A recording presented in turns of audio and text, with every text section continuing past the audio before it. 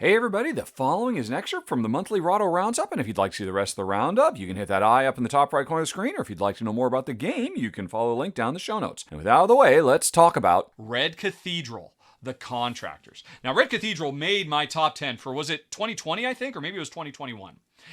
Brilliant game. Dice rondelle, where every turn, most turns, you're going to pick a die on the outskirts of the rondelle, move it clockwise as ever many spaces it says on the pips of the die, and then activate the zone you landed on. But this is a multi-use rondelle, where the zone you activate gathers some resources. That might be the reason you went there.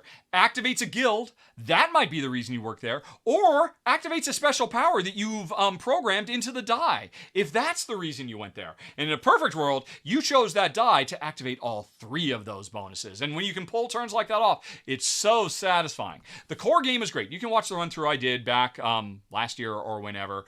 And I already really loved it. My only complaint about the original game was that I was kind of bummed that the guild cards that go on the outskirts of the rondelle, the game didn't come with very many. And so pretty quickly you'll see them kind of reappearing over and over again. So the Contractors solves that by bringing in a bajillion new guilds that are really huge game changers. My only complaint is, and it's very, very sad, every time you play, you can only choose one new guild. I want all new guilds all the time, but 3 of the 4 guilds will still be from the original game. 1 new guild will come in, and I'll be honest, 1 new guild coming in, if it's from the Jewelers Guild versus the Overseer Guild, whichever, just that 1 guild can so radically change the game, I'm happy with it. So that's why I wanted this expansion, because it fixed the one real shortcoming: more variety from the guilds, which again are one of the 3 elements whenever you're activating your what do you call it? The dice on the rondelle.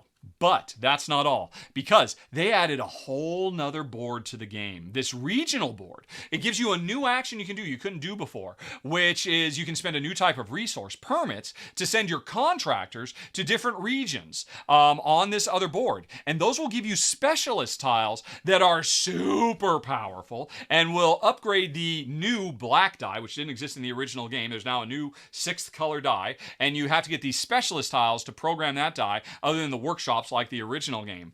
And there's a whole area majority thing going on over there. So you're trying to send your contractors either to get a lot of the right types of specialists, or try to get into a region that's going to be strong for you at the end of the game.